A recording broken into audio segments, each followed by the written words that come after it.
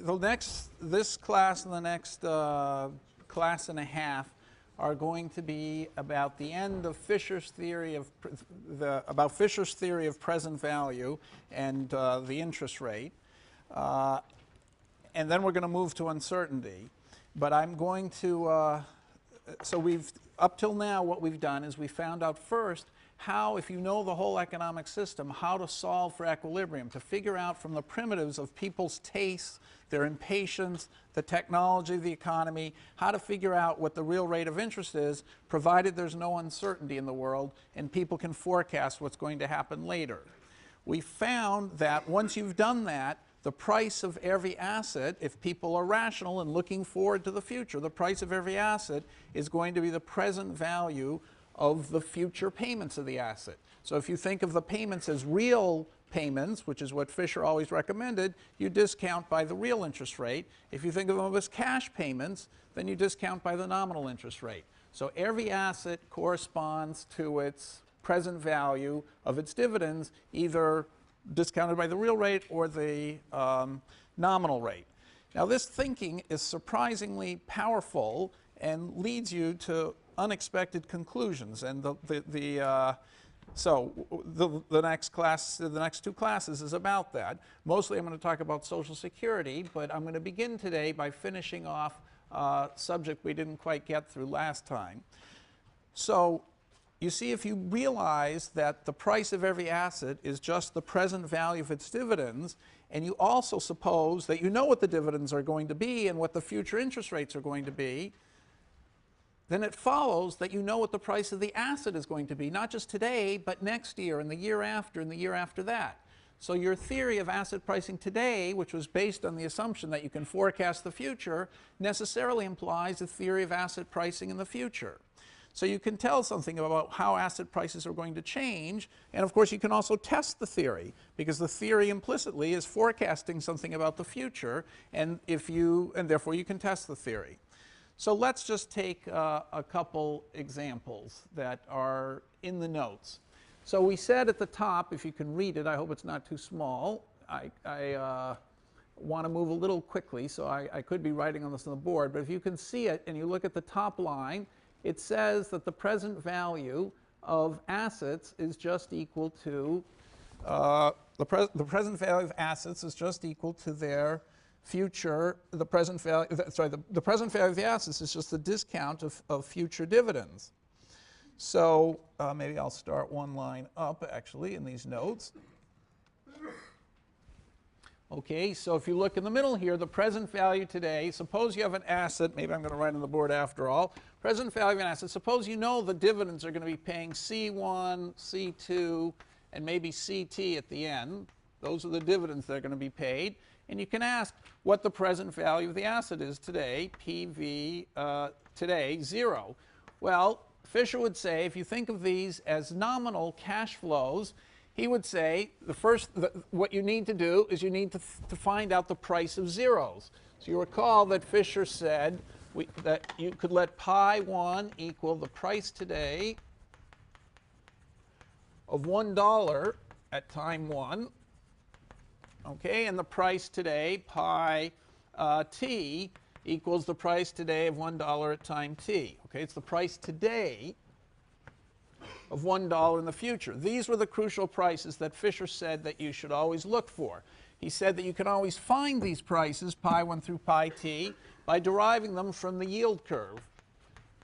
So every morning, everybody looks at the yield curve, all financial analysts, they look at the prices of bonds traded in the market. You know, the simplest form is you get a yield curve in the newspapers. You deduce from the yield curve what these present values pi 1, pi t are, and that allows you to price any asset like this one simply by multiplying by pi 1, pi 2, and at the end by pi t. Okay, so that's step 1. But then step 2, we said, was that once you've got these prices, you can figure out the forwards. So the forwards are going to be 1 plus it. Okay, so 1 plus it, that's by definition the interest from t to t plus 1 that would be agreed today.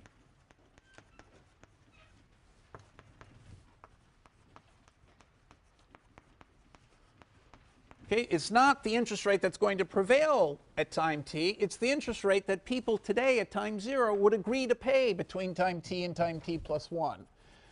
So that, of course, has to just equal pi t over pi t plus 1, because everybody today recognizes that the cost of $1 at time t is pi t, and the cost of $1 at time t plus 1 is pi t plus 1. So the trade-off between t and t plus 1, that's effectively what an interest rate does, is it trades off money at one time for another time. It has to be this ratio. So today, people would agree on 1 plus I t forward as the forward rate. Now you add to that the assumption that everybody is certain about the future. Assume assume perfect forecasting. Okay, so I don't have to actually assume that people are right in their forecasting. I have to assume that they're completely sure of their forecasting. So if they're completely sure of their forecasting, then everybody must foresee that they think they're sure that the future interest rate that will prevail at time t is also equal to this number. Okay, so we can then rewrite this price. Hello. We can rewrite this price as 1 plus I0 forward. Okay, that's instead of pi 2 is just going to be 1 plus I0 forward times 1 plus I1 forward. Right, and time pi t is just going to be 1 plus I0 forward times 1 plus I1 forward times 1 plus I t minus 1 forward. Okay, because using the fact that the 1 plus it is the product is pi t divided by pi t plus 1, I just multiply, pi 1 divided by pi 2 times pi 2 divided by pi 0, etc. Or pi 1 divided by, I multiply, if I take pi 1 divided by pi 0 times, etc., I'm going to get exactly this formula. So pi 0, okay, so I'm going to get exactly this formula. So I can, pi 0 is always 1, by the way. So if I want to take pi 1, it's just going to be 1 over 1 plus I0f. If I want to take pi 2, I can always do this, pi 2, and so this is going to equal pi 2. So pi 2 is going to be 1 over 1 plus I of 0 times 1 over 1 plus I of 1, etc. And pi 3, if I want to do pi 3, I just multiply by pi 3 over pi 2. And so that's equal to 1 over 1 plus I of 0 times 1 over 1 plus I of 1 times 1 over 1 plus I of 2. So instead of multiplying by the pi's, I might as well take the product of the forwards. It's exactly the same thing. Okay, so the present value has this simple formula. But this is a formula that holds at every time t. If you're totally confident of your predictions of the C's and of the future interest rates, okay, so this is where we ended last time, basically with this formula. The key that you had to use in the problem set was to realize if you're totally confident now about the future, you have to be totally confident about doing this calculation in the future. So PV1 is going to be basically the same calculation, but just, so what's going to happen at time 1? After you've gone down 1 year, you've finished with this interest rate, and you're looking at everything 1 year later. So I might as well write the PV1 here. Okay, and that's going to equal C2, let's put it a little bit lower. PV1 is going to equal the same C2 as before, but now you're a year later, so it's just going to be 1 plus I F1, okay, plus C of t, and I don't need the 1 plus I of 0 anymore. 1 plus I F1 times 1 plus I F t minus 1. Okay, so it's exactly the same formula 1 year later. And 1 year later, you no longer have to worry about the interest rate. That time already passed. So you just drop this at every time, and you write the same formula. And of course, you drop C1 because that's all finished. So the price at time 1 is just what's left, except you've chopped off the 1 plus I of 0 everywhere. Okay, so to write that the same way, so PV0, I can write it the same way, equals, PV0 equals what? It's going to equal the interest payment you get, C1, not the interest, the dividend you get, the cash flow you get, plus PV1 divided by 1 plus IF0. So why is that? So this is a very important formula. So why is that? Well, it's a proof by formula, but another way of saying it is that, you know, PV0, when you get the asset at time 0, it gives you a cash flow at time 1, and then, of course, looked at from the point of view of time 1, you've got all the future cash flows, but that's just what PV1 is. So basically, the bond is going to give you a cash flow at time 1, and then the right to cash flows in the future. But this right to cash flows in the future at time 1 is worth PV1. So it's like you've got all this money at time 1, and so to get the value at time 0, you have to discount it back again. Okay, so this is a very famous and important formula, which I want to pause a second and think about. So there's a controversy today called marking to market.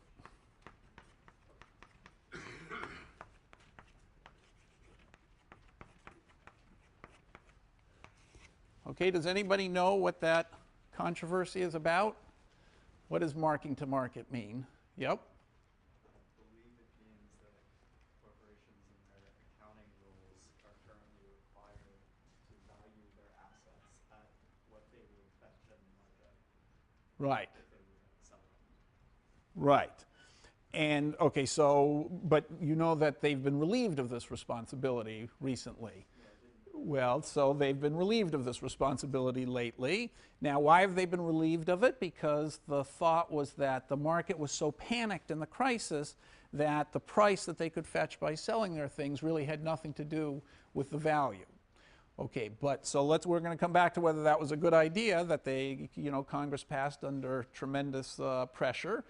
What is the point of marking to market? So let's suppose that you really could anticipate the future and everybody was right about it. The market price then would really be PV0 today, and it really would be PV1 tomorrow. Because if the interest rates actually turn out to be what everybody expects and everybody's completely confident of their expectation, then as we saw, the prices would have to be this today and this tomorrow. Otherwise, there'd be an arbitrage. You could make money for sure, or think you could make money for sure. So, if you're marking to market, what are you going to mark as the profits? Are you going to say the profit at time 1 is, so what is profit? Let's just, if I had some room, I'd put this somewhere. How would you define profit? Okay, I'll get rid of this. I think we've got this straight.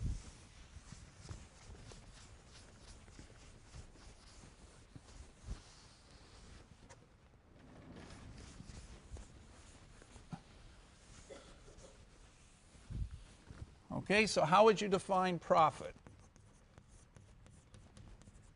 at time 1? What would you write?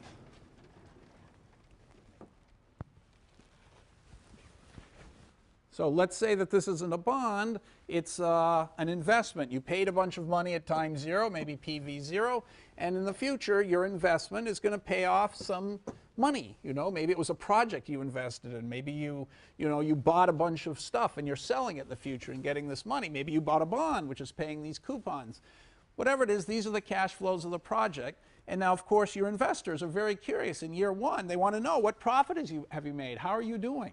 So what's a number that you'd think of giving? What's the first number you'd think of telling them? Yep. Maybe the cash flow, the first cash flow for that. Okay, so you might think of saying C of 1. That's the cash you've gotten. So all these people could say you've gotten C of 1. That's your revenue. And I'm assuming this cash flow is net of expenses. So you could say, here's your revenue you got at time 1, C of 1. Is that your profit? If it were, people would then look and they'd say, well, we got profit of C of 1, and we put an investment in of P of V0. So is that the rate of return? Is that my rate of return?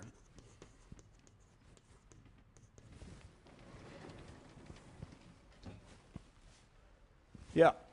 Can we do PV1 minus PV0 and add it here? Okay, so C of 1 is exactly right. I'm going to repeat what he said, but I'm going to take longer to say it.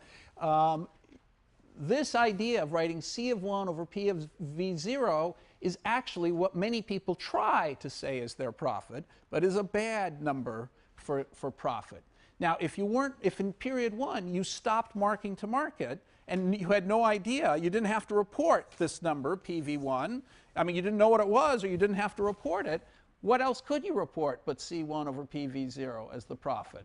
So marking to market, you see, is intimately connected to how you report profit. So if you don't mark to market, you don't know, you don't have to declare what the value of the assets are that are left. All you would do when you describe your profits is you'd say C1, and people would, of course, in their heads, in fact, they wouldn't do it in their heads, you'd tell them, you know, our rate of return was C1 over PV0.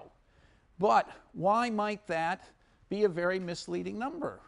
Well, his point is, it could well be that C of 1 is a very high number. You got a lot of cash flow this period. But, he said, it may turn out that PV1 is a terrible number. So you may got a lot of cash flow, but there's nothing left going forward. So he doesn't think that's a very good measure of profit. So he's suggesting, why not report profit as C of 1 plus PV1 minus PV0. Now, suppose you did that. So he's saying, look, you got a certain amount of cash, but the assets that you had also changed value, and you ought to include that in your profit. So what if you did that? What would your rate of return be? And suppose PV0 and PV1 were calculated as this, and so you divided this by PV0, what would that equal?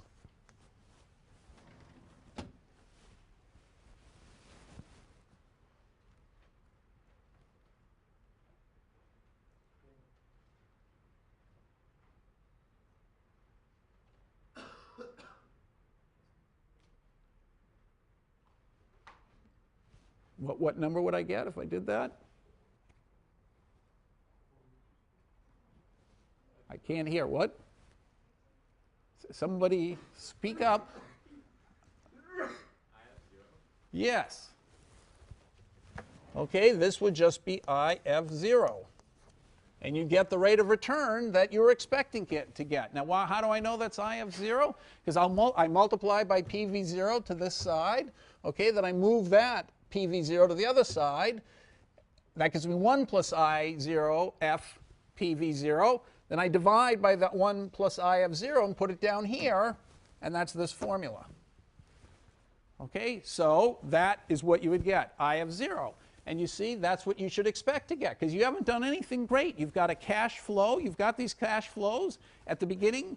You paid a fair price for them. And next period, everybody forecast that the values were going to go to PV1. And so it can't be that this was an investment you made. You put your money in. You bought this bond. You could sell the bond now at time 1 after having obtained the cash flows. It better be that your rate of return is the market interest rate of return. Otherwise, there'd be some arbitrage. And in fact, it is.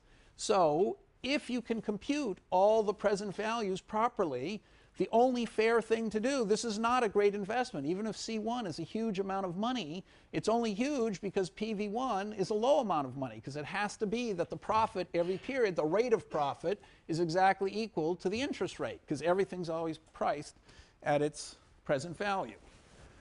Okay, so it's a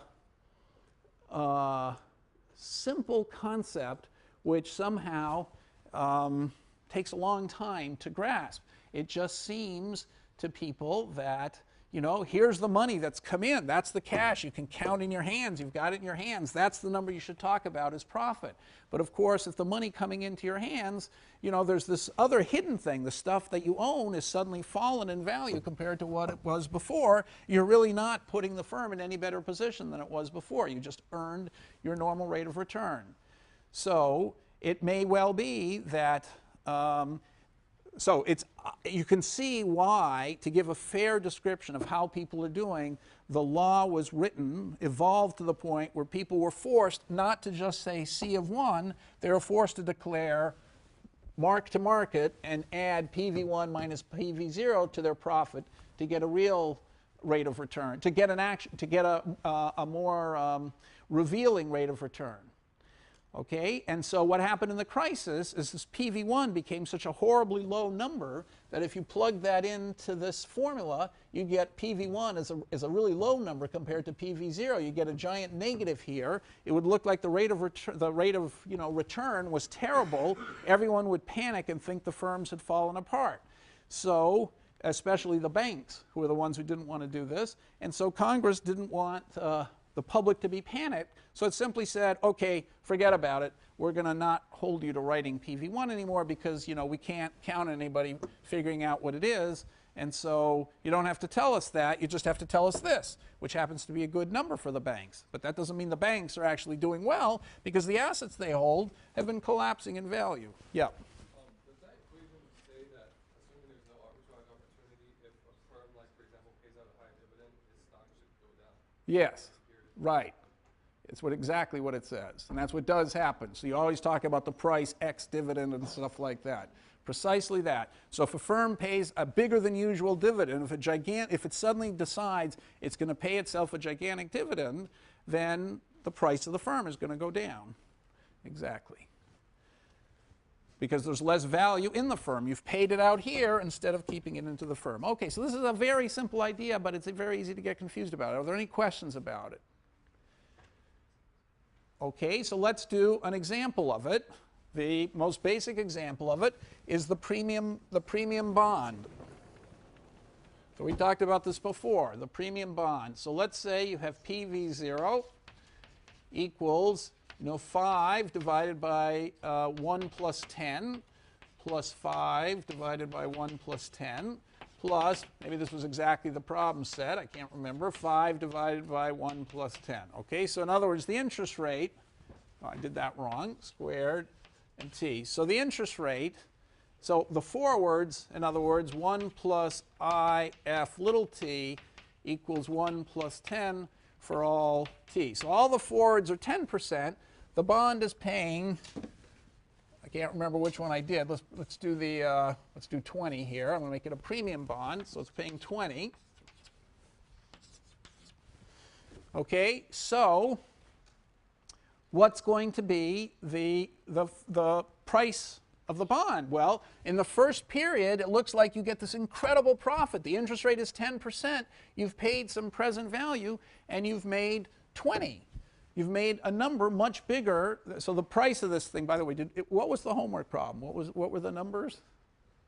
What was the interest rate? Did somebody do the homework?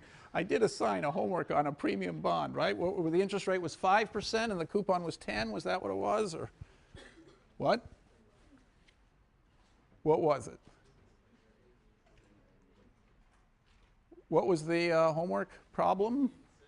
8 and 6. Okay, so this was 8%. Might as well do this one. You can 6 here. Yeah, 6%. Okay, and this one was 8. Okay, so what was the price PV0? What was PV0? You've done this homework problem, right? Does anyone remember what number they got?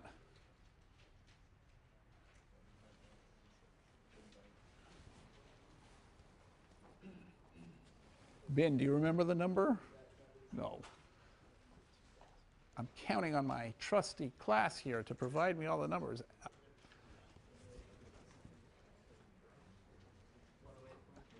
It was what?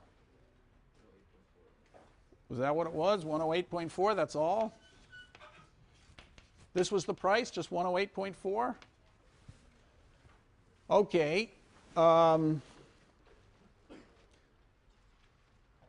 Okay, so 108.4, right. It's, okay, that's a high price. So it's way above par. This is a bond that's worth much more than 100. Why? Because the interest rate is 6%, but the coupon is 8. So this is called a premium bond. So if you look at the first year, the rate of return on the first year is 8 over 108.4. Now, is that more than 6%? It's way more than 6%. 8 over 108.4 is, 7. That's, it's way more than 6%, because 7% of this is going to be, 7% of this is going to be less than 8. So it's more than 7%. So this is greater than 7%. Okay, and so it's bigger. It's certainly bigger than 6%. So it sure looks like at the end of the first year, like this bond was an ace bond. That's the kind of calls that you used to get. You still sometimes do get them. If you're a wealthy person and you actually answer calls like this, which you don't, of course, but you can get some cold call from a salesperson saying, we've got a fund and look how well it's doing on this much investment last year. We got payments of $8. That's more than 7%. And you look, everybody can see the interest rate's only 6%. We did better than 7%. We're doing great. Why don't you invest in our fund? But actually, what the salesman hasn't told you is that the value of his assets has gone down. Okay, so the present value, PV1, must be less than PV0, because we know from this formula that, the formula right up here, that 6% is going to be the cash flow over PV0, which is more than 7%, plus this difference. And this difference, therefore, is going to have to be negative. So what he didn't tell you was that the fund lost value, even though the first payment was better than 6%, the market rate of interest. Okay, so that's the first example. Now, let's do another example. Suppose you have a, suppose you, see if I can write on this board. So there's a famous trade called the carry trade.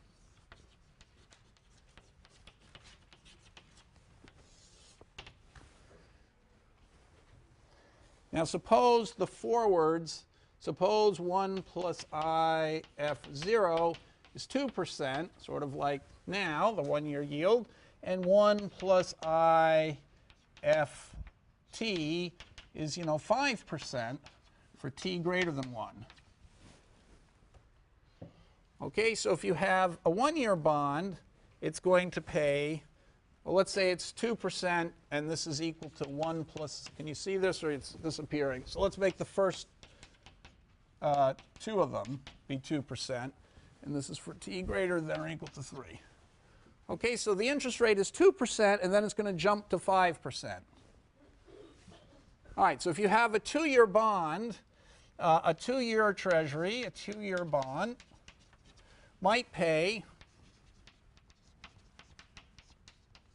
2 and 102. And the present value of this equals 100. Present value of the 2-year bond. Okay, but now maybe you've got a longer bond. That's a 5-year bond, which pays coupons, 4, 4, 4, 4, 104. So this is a 5-year bond. Okay, and maybe its price is close to 100. Actually, I haven't worked out the numbers, so you're going to have to do that in the next problem set. So is it possible, so I'll ask it this way, is it possible for this coupon to be higher, 4, 4, 4, 4, 4, and yet still have a present value of 100 than this one, which is 2 and 102? Could you have a higher coupon and yet the same present value of 100 on a longer bond than on a shorter bond?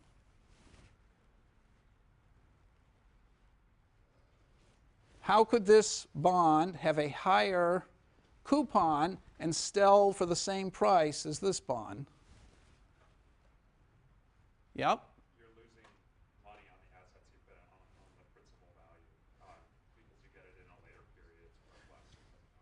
Okay, so the point is you're discounting the first two payments by 2% a year, but you're discounting these payments by 5% a year. So these things are going to be much worse than they look.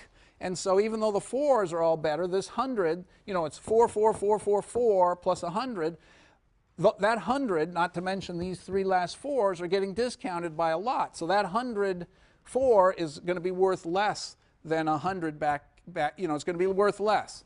Okay, so that's why these things are going to go down a lot more than you'd think. They're going to be worth less than 100. So even though these things are better than the 2% rate of, this bond does great at the beginning, but does poorly thereafter. Because at the beginning it's paying, 4% when the interest rate is 2%, but later it's paying 4s when the interest rate is 5%. So clearly you could have some situation like that. So what's the carry trade? The carry trade is you buy the long bond and sell short the short bond. So the lower maturity, too many shorts, the lower maturity bond.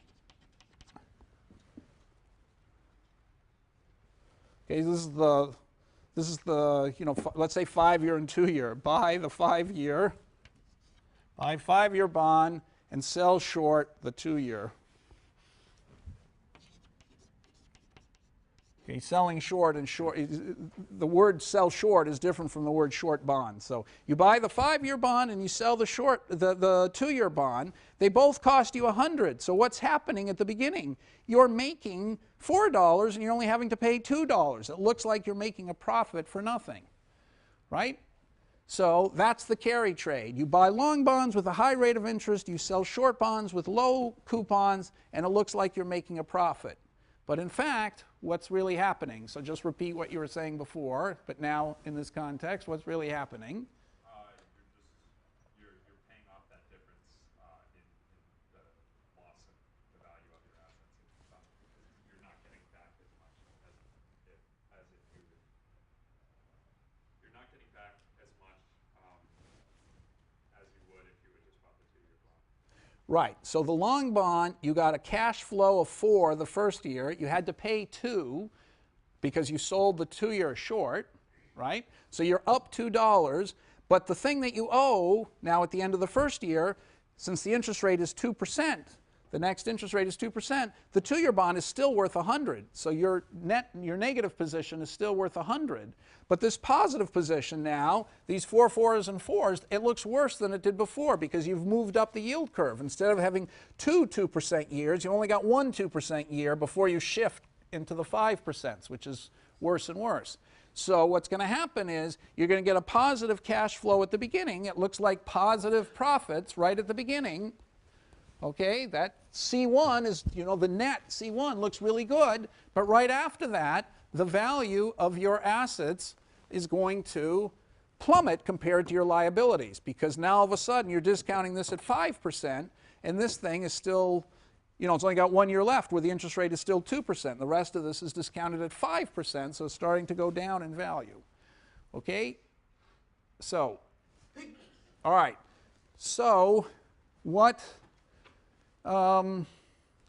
so if you didn't have to market, what would you do? If you didn't have to declare to the world what your present value of your remaining assets are, because you could say, oh, it's so hard to figure out. I don't know what the stuff is worth, the present value of what's going forward. I just know, the cash that's coming in. This carry trade would look like a really good trade, wouldn't it? And a lot of people would do it. Because then they would look, the public would think that they're doing really well because they're getting positive value. But in the future, if that's positive value they're getting, is just disguising losses that are happening in their portfolios going forward. So any questions about that? Yeah. Can you explain where their losses were going? Okay. So I want you to explain it. So you see that if this, so I didn't calculate the numbers. It would have been better to do actual numbers. If we do 444 at 5% interest, or maybe I can do let's just do a real number.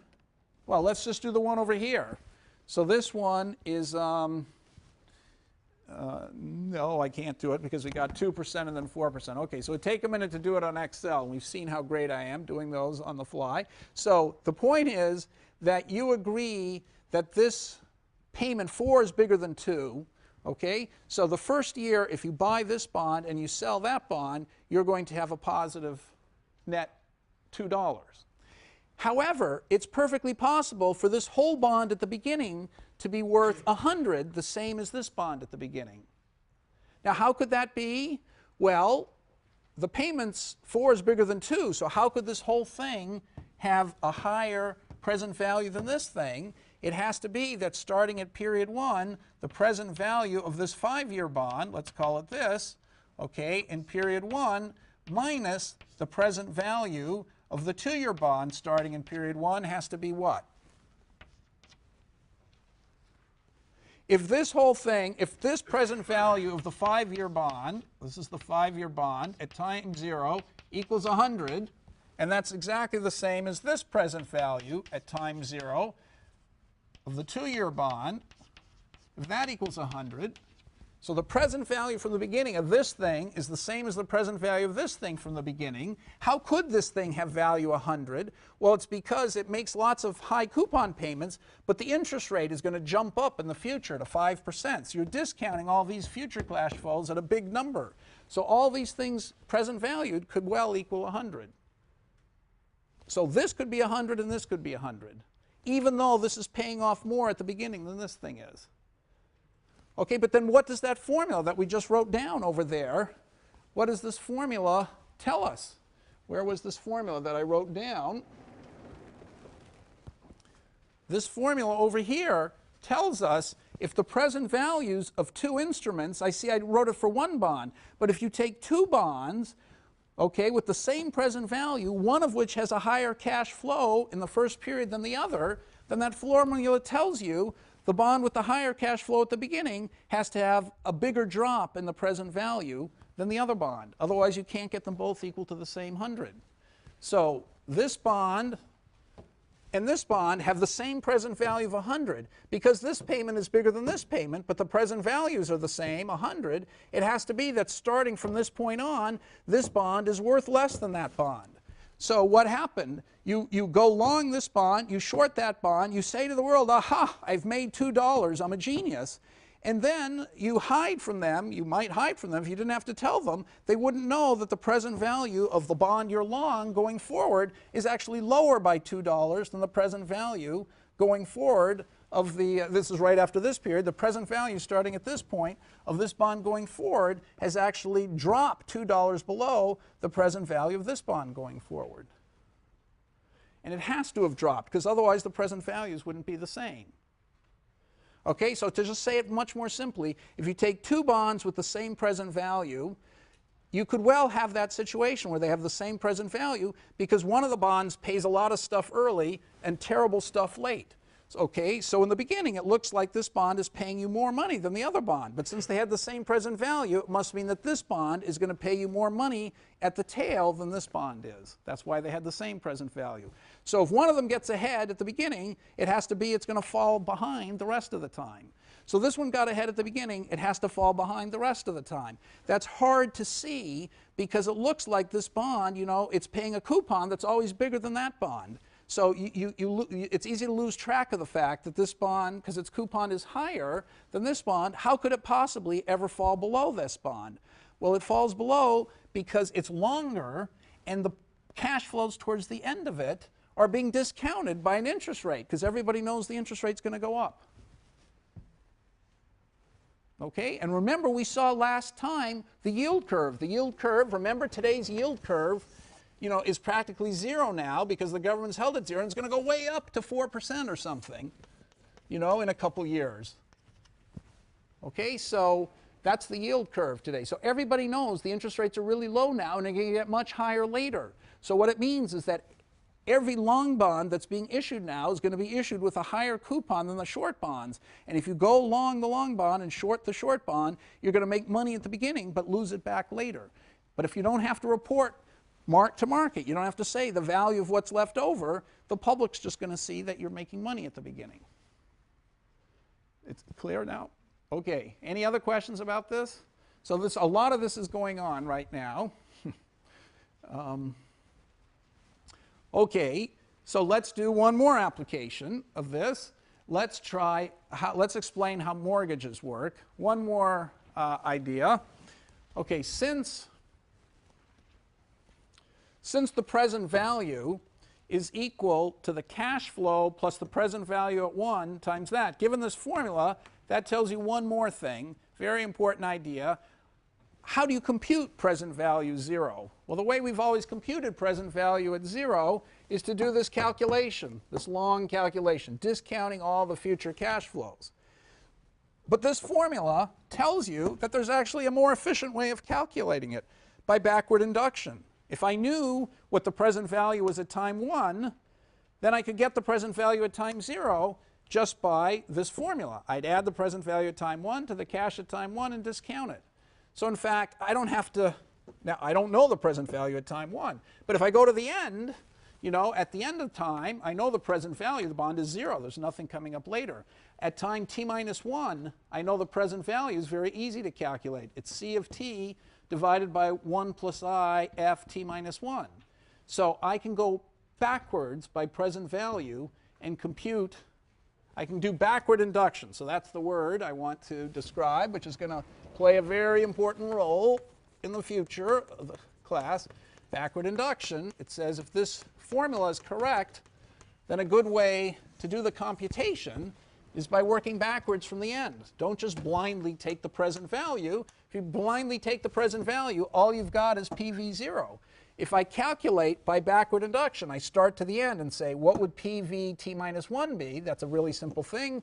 Then I can very simply find out what PV t minus 2 is, etc., back to the beginning.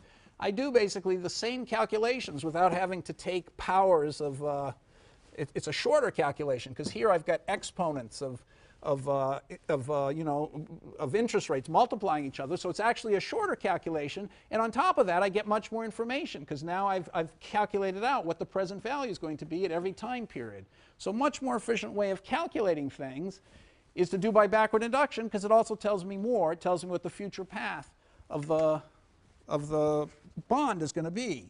So let's just see how that works in an example that I hope I worked out properly before. Of course, I did it last year, but I assume I did it right. So let's take a mortgage, if you can see this. So this is something you have in your notes. So there's a mortgage. Now, how does a...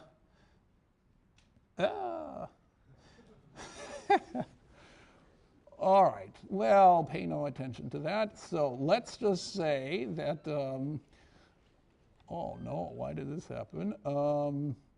Let's say that the payment is 8.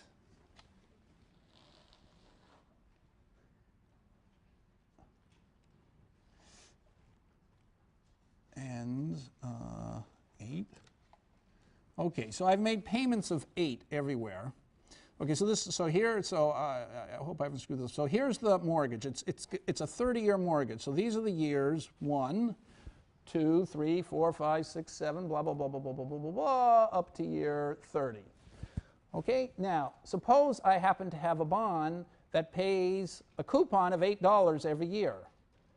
Okay, and the interest rate, let's say, is 7%. So it will be the interest rate on the mortgage, but let's say the interest rate in the economy is 7%. And the bond, however, is a premium bond. The bond is paying 8% every year. Now, this is a mortgage, not a... this is a mortgage. So what does this mean?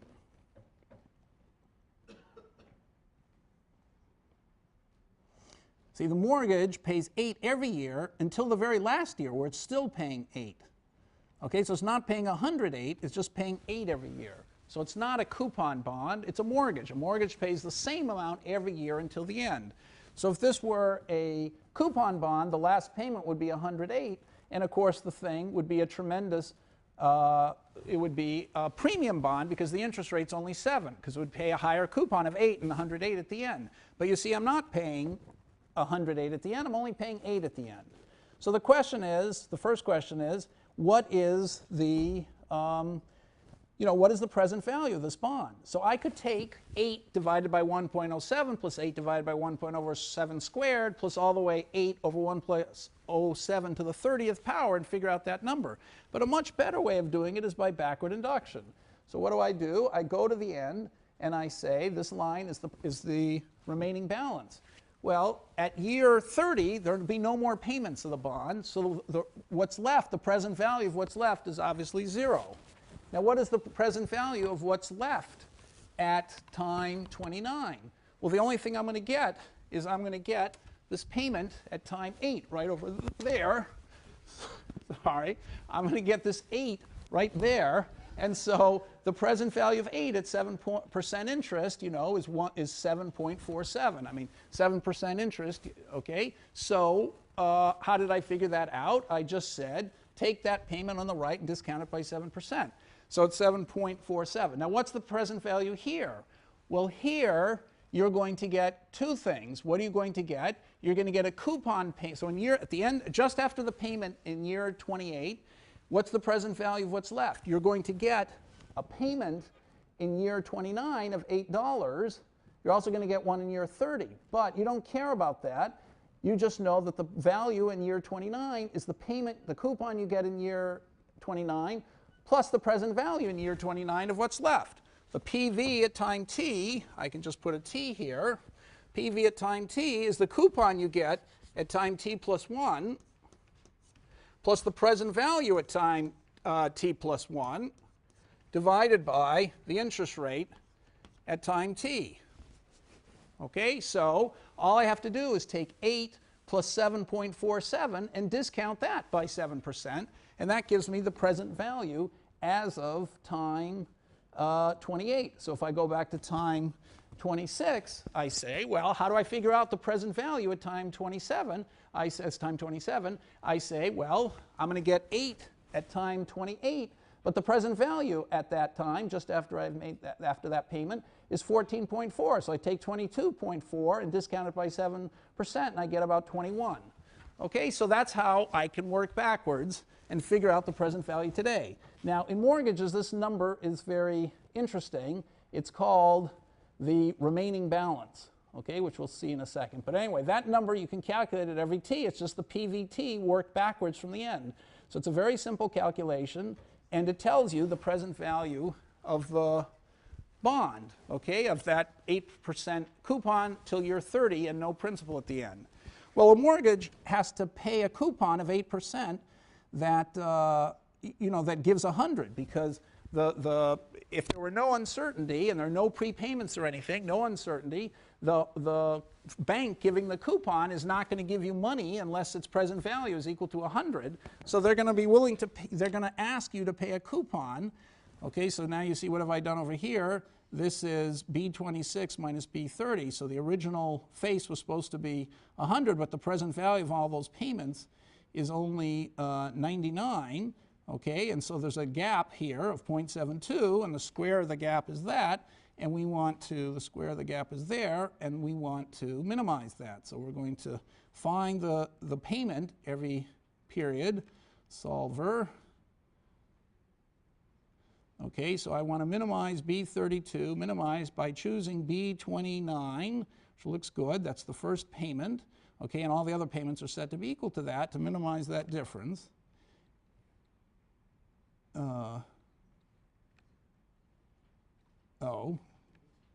B29 is the first payment, so why didn't this work? You hardwired in C29 and D29. Is that what I did? Okay, so here's 8. That's the thing. And then this, here. I hardwired that in. Okay, so I didn't want to do that. So that's got to be equal to what's left. Equal left. Okay, so here I'm going to hardwire this, and okay, so that's good. So let's try the same thing now. So tools, glad I have you guys. Tools, okay, so B32 is what I'm minimizing. B29 is the first payment, and all the others have been set equal to it. And if I solve,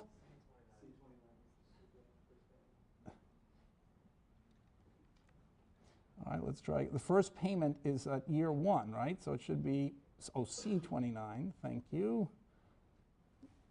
Yeah, not, that's why I'm confused. Okay, C29, thanks. Okay, tools.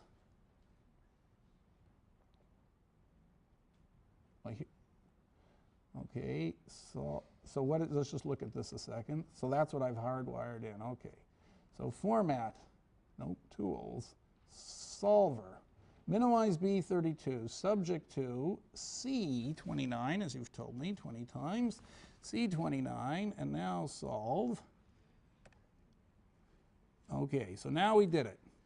Okay, so we got the right payment to make the balance exactly equal to 100. Okay, so that's how a mortgage works. You have to find the coupon payment such that if you take the present value of that same coupon payment forever, it's just going to be worth 100, which is that number. And how do you figure out the coupon payment? Well, you do it by backward deductions. Figure out the present value, you do it by backward deduction.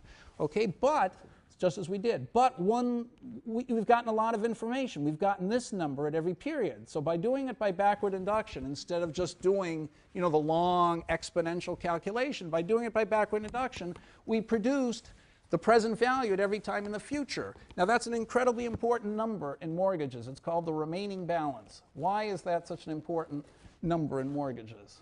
This will play a very key role in the rest of the course. What is the remaining balance and why is it so important?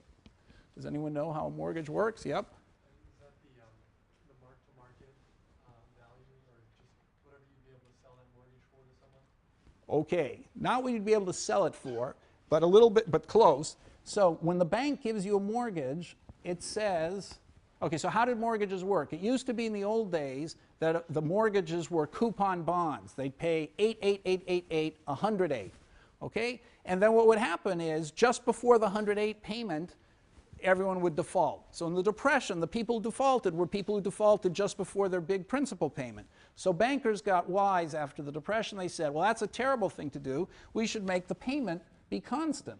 Okay, and that way there's no reason for the guy to default right at the end, and we're not going to get stuck with $100 that's not paid, so it's constant. But of course, if it's constant, that means the present value of what's left is going down all the time.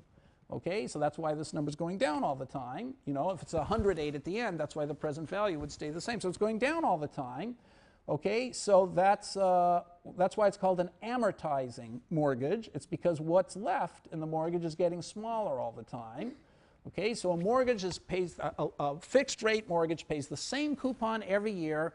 The present value of what's left, therefore, must be going down every year, and that's why it's called amortizing. And bankers wanted that to happen because that way their risk is going down every year. Every year, the house is presumably still worth 120 or whatever it was at the beginning, and the amount owed is getting lower and lower. So the bankers are feeling more and more secure every year, because the house is backing a smaller and smaller loan. Or to put it another way, if you're uncertain about what the price of the house will be in the future, you want to make sure that what is owed is going down in the future. So you don't, you know, if the price gradually goes down of the house, what's owed is gradually going to go down.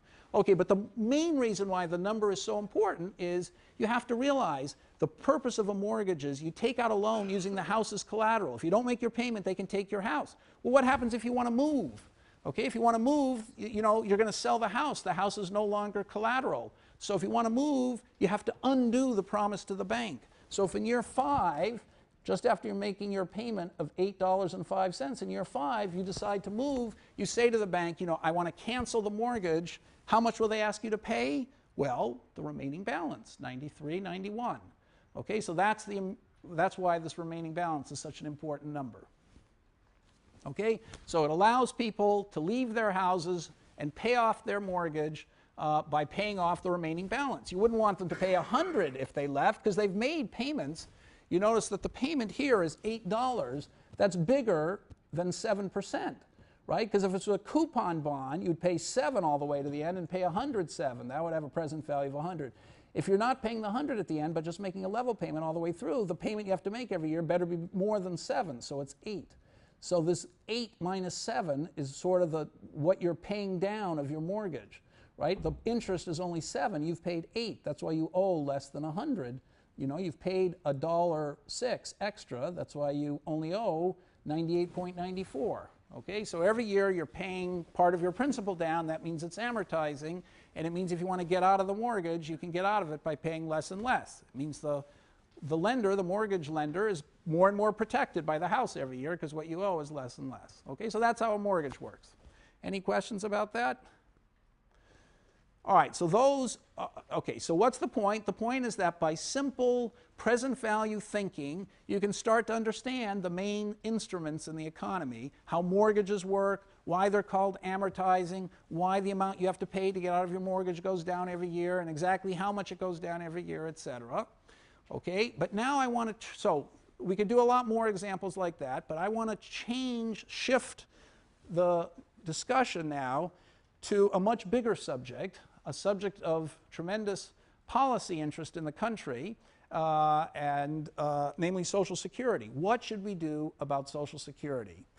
Now, it will turn out that you can analyze the situation the same way we've just analyzed these bonds. It's very simple to figure out what the problem is and what went wrong, yet very few people understand it, including most of our politicians and, I'm sorry to say, a lot of our economists. So I want to describe now in the next class and a half the Social Security problem and how to resolve, how to solve the problem, but also how to understand the problem. You can't figure out the right solution until you've understood what the problem is. Okay, so were there any questions before I start this? Are there any I should have paused. Are there any questions about the mortgage or present value or how present value changes through time?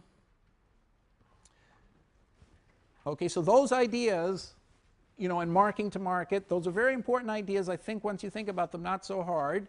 I'm now going to take exactly those ideas and apply it to Social Security, where the public is totally baffled. But all you have to do is apply the same thinking. Okay, so Social Security is supposed to be in a terrible crisis. That's what they always tell you. It was a big campaign issue in 2000. You probably were too young to remember that, but there were 3 debates between Gore and Bush in which Gore grimaced and, everybody thought he wasn't a good guy, and so they voted for Bush. And he was mostly grimacing about Social Security. And then in 2000, well, okay, I'll get to the future. So anyway, in those debates, 3 mistakes were made. So Bush argued that the returns on Social Security were disastrously low. He said the whole program is in a terrible crisis, and we've got to privatize to save the system. Okay, how did it get into the crisis? Well, it wasn't clear exactly how it got into the crisis, but it seems like the baby boomers had something to do with it. They're all getting old, and they're going to have to get these huge Social Security payments, and that's why we're in the crisis, because the baby boomers are getting old. It's all my fault. And then, or my generation's fault. Then the third mistake was Gore said, well, it's impossible to privatize. Privatize means take the money that your parents are paying in Social Security and that you'll start to pay, instead of putting it into the fund, which is being used somehow, you don't probably know exactly how, instead of doing that, take that money and say, it's the taxpayers' money. It's your money. You can put it in the stock market if you want. So that's what Bush wanted to do, privatize Social Security. Say your tax contributions should go into a stock market with your name on them. And Gore said, well, that's impossible. If you privatize, what are the old people today going to do? Where are they going to get the payments? You can't privatize Social Security and take today's young tax contributions to Social Security and say, okay, you young guys, they're your money. You can keep them in the stock market and at the same time pay the old retirees. So Bush must not know what he's talking about. So that also is wrong. So those 3 things, that Social Security is going to give terrible returns, it's wasting money, something's horribly wrong with it, and the only way to save it is to privatize it. That's Bush's main claim. Blaming it all on the baby generation, that's everybody's claim. And Gore saying you can't privatize without screwing today's young. All 3 of those things sound pretty convincing, and yet they're all 3 wrong. Okay, so I want to explain the system to you and help you understand it, and then I have a policy recommendation you'll get next class, which most people don't agree with, so you probably won't either. But I'll warn you when we get to a point that's controversial. The point before that, I'm going to say, so everything I'm going to say in the first 90 minutes is going to be uncontroversial. Not everybody knows it, but I think is obvious. It's just a matter of logic. And then my conclusion about what to do, you can criticize it. I think it's a matter of logic too, but I admit most people don't agree with it. So Now, in 2005, Bush was, if nothing else, Bush was tremendously consistent. So, you know, whatever he told you he was going to do, no matter how wrong-headed it was, he did it. So he said in the debates that he wanted to privatize Social Security, and sure enough, he kept his word. He launched a huge program. That's how he started right after the 2004 election. His first initiative, you might remember, was we've got to privatize Social Security. He went on a 60-day, 60-city tour to kick off his second term. Okay, so after the 2004 election, privatizing Social Security was a huge issue. In the 2008 election, it was still a big issue. McCain said, sort of what Bush said, I want young workers to be able to, you know, if they choose to take part of their own money, which is their taxes, you know, their money that's getting taxed and put into Social Security, I want them to have their own account and put it into the stock market with their name on it. And Obama said he's totally against that. Okay, now, after that, that was 2008. Recently, of course, the public has made another mistake. So everybody's saying now, oh, the financial crisis. You know, we better not talk about Social Security anymore. Nobody's talking about Social Security. You know, they're saying, well, could you imagine what would have happened had we privatized, you know, as Bush wanted us to do, and the stock market collapsed? Everybody would have lost all their money. What a disaster that would have been. It would have ruined the old. Okay, this sounds pretty persuasive. You know, so Krugman wrote a column saying, you know, a bullet dodged. What would have happened if Bush had succeeded? All the old people would be broke now. And Robert Reich, who was, you know, in the Clinton administration, sort of more or less said the same thing, that it'd be a disaster. Now, the Obama administration, by the way, hasn't stopped talking about Social Security. So their director, he's the director of the White House Office of the Budget. So this is an incredibly important position. Peter Orszag, he's the son of, there's a math professor here, Orszag, his father. So he said, so he's a friend of mine, the son. He said, you know, once health care reform is in place, the U.S. can then focus on other important things, especially Social Security. So Obama wants to do something about it, but he just doesn't want to privatize. So it's a big problem, and everything everybody says about it seems plausible. Now, just to continue along the plausibility of it, so Bush says, you know, what he really wants to do is, and why private accounts are a better thing, is that, you know, if you put the money in private accounts, it can grow. You can get a greater rate of return than the current system, which is terrible. If you're a young person, you'll be able to, you know, make some, you know, by putting your Social Security tax money aside in a private account, you'll be able to get a better rate of return on your money than the government could get you on your money. So why would you just want to give it to the government? It's for your retirement. And you'll be able to pass that money along to your children and grandchildren, you know, if you want at the end. And best of all, the money's yours and the government can't take it away. Okay, so that's what Bush says, and he said many times. So there's one sense in which he's right. So let's look at the returns people got on Social Security. Now, what is a return? We know what the rate of return is. How do they calculate it?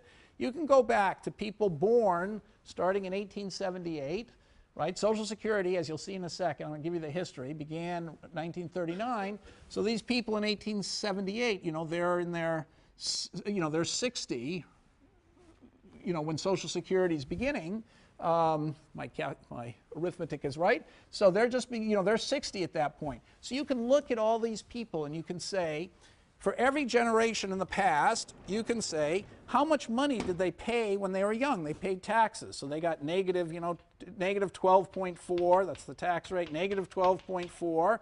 They did that a bunch of years when they were young. And then they started getting payments when they were old, you know, 24, 24, 20, something like that. Those are the payments when they're old. And now you can, so they're negative ones at the beginning and positive ones at the end. You can calculate the internal rate of return, the number, the yield, the thing that makes this present value 0. We know how to do that. We've done it. So people have done this. So there's a guy named Leamer, okay, at the Leamer from the Social Security Administration, who did these calculations, prompted a little bit by me. So I should say that a lot of the reason I got started thinking about this is I got put on a presidential panel to study Social Security reform in the Clinton administration, and every Democrat was matched with a Republican. So the 2 chairmen, 1 Democrat, 1 Republican, all the way along there was Democrat and Republican. And after Bush got elected, all the Democrats got kicked off the committee. But anyway, so in any case, here are the rates of return. For people who are old, when the program began, they got sensational rates of returns, 40%, 30%, incredible rates of return. As the generations, get younger and younger, the returns go lower and lower. And they're down now to 2%. These are forecasted, these rates of returns.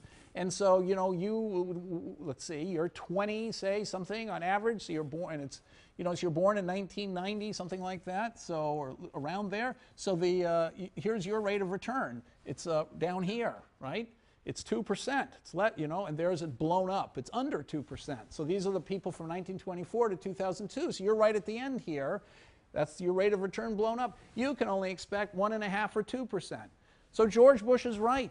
The rate of return on Social Security is terrible. If you look at the taxes that you put in and you look at the benefits that you can expect to get, your generation's getting totally screwed. Okay, so now if you look historically, this was done in 1994, so the number's a little bit, it's not quite as dramatic, but it hasn't changed as much as you think. From money put in the stock market between 26 and 2004, that's before the crash of 29. The crash, so I should have gotten the number after the recent crash. It doesn't change that much. Before the crash of 29, you looked at keeping your money in the stock market, just leaving it there for all that time. After inflation, you'd get 9.1% return. On Treasury bonds, you get 2.7% return. And yet, on Social Security, you're going to get under 2%. Okay, so George Bush says, look, put it in the stock market, get 9%. Okay, we had a little disaster here, but so maybe it's 7%. Put it in the stock market, get 7%. Why be satisfied with 2%? There's something wrong. We've got to privatize, put an end to this. Okay, so, all right, so there seems to be something to what he's saying. So now you look at what's going on with Social Security. So what happens in Social Security? I'm going to explain the whole history and how it works here. What happens is you pay taxes, 12.4% tax, you probably know that.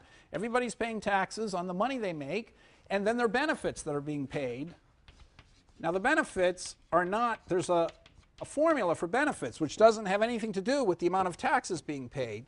So at the present time, the taxes are bigger than the benefits. So where does the extra money go? It goes into the Social Security Trust Fund.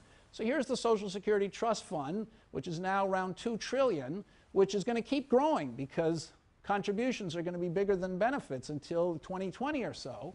And at that point, contributions, that's the baby boom generation. That's me retiring. So, or, a little later in my case. But anyway, the baby boom generation, in fact, since I'm a Yale professor, it's out here somewhere. Anyway, so, so anyway, my generation's going to start retiring here. And then the benefits, so we're going to be not working, not paying taxes, but we're collecting benefits. And there's so many of us that the benefits are going to be less than the taxes. And the trust fund's going to go down and down and down. And in the year 2030, a little bit more than 2030, the trust fund's going to go to zero. And then after that, the taxes are still going to be smaller than the benefits. And so what's going to happen? There'll be no money to pay these people, and there's going to have to be a big drop in what people are getting.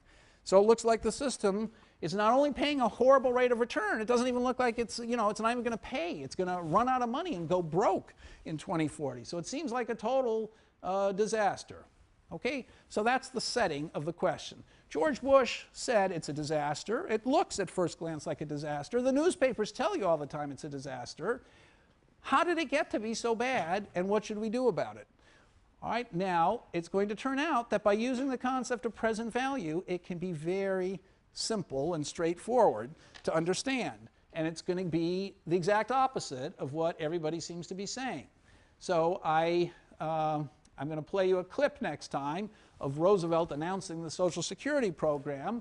And this lady behind him is Frances Perkins, the first woman to ever be in the cabinet. And she played a tremendous role in shaping Social Security. So after Roosevelt started Social Security in 2004, I'm wondering whether I really have time to do this, so I'll just say this. So Roosevelt started the program in 1938-39. He started the program in 38-39. It was one of the cornerstones of the New Deal. It's an incredibly famous program, and it seems to be in incredible trouble. So we need to find out and get to the bottom of why that is, and then we'll start doing that next class.